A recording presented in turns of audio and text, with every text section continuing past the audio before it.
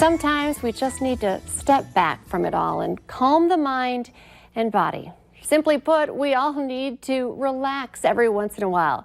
And joining us today with some great tips to bring us back to center, we have Dr. Renee Renardi with Lakeside Center for Behavioral Change. Dr. Renardi, thank you for joining us back here on North Dakota Today. Good morning. It's good to see you. Can we first start, though, with we're all a little stressed.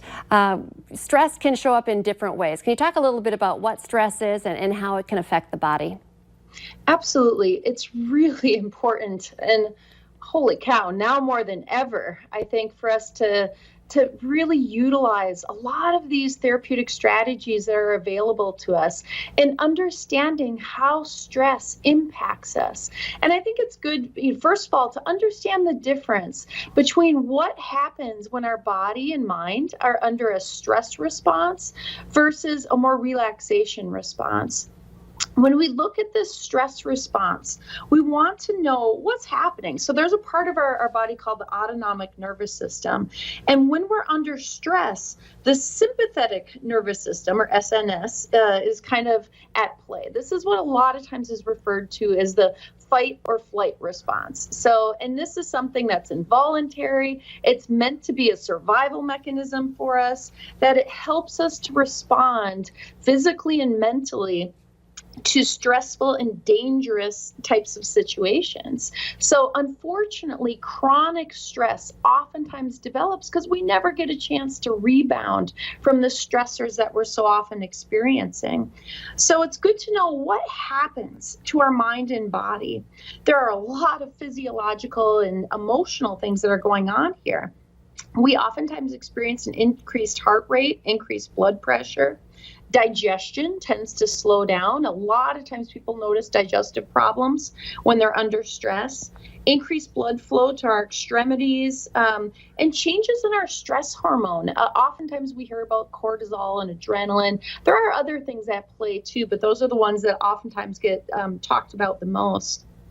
Emotionally, we start to feel more overwhelmed. We start experiencing things like headaches and insomnia. Muscles get really tight, especially our shoulders, and people can feel even pain in their hands or their feet during this time.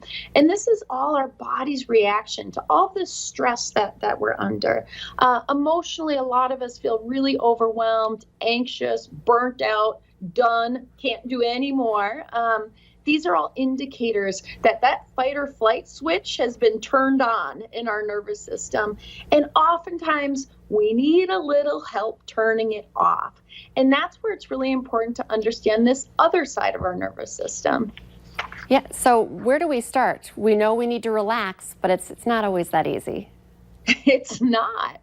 And so it's good to understand, what do these things look like? So what does it look like when I'm under a stress response? What does it look like to even be relaxed? And so I like to talk about what is a relaxation response. This too is part of our autonomic nervous system. This is called the PNS, or the parasympathetic nervous system, oftentimes also referred to as the rest and digest part of our system. It's a little oversimplified, but you get the idea with that. This is what we need to do to turn off that fight or flight response. And it's good to recognize what's happening in our body when we're actually relaxed. Some of us haven't experienced this for a long time. So it's really good to step back and notice how it feels to have a normal heart rate and blood pressure, to have normal digestive function. When we're relaxed, we rebalance those stress hormones, which of course, when those are out of whack, cause all kinds of problems to our physical and emotional health. When we have this relaxation response, we have this overall feeling of well-being and calm. We also notice cognitive changes. Our memory starts to improve. We can concentrate better. We're not feeling overwhelmed and so overtaxed. So it's good to be able to recognize, how does it feel to really experience relaxation and to have that parasympathetic nervous system do what it needs to do. But oftentimes it needs, like I said, a little bit of help in order to get there. That all sounds great. I want to get there. We're going to take a quick break, though, and then you're going to help us get to that point right after this break.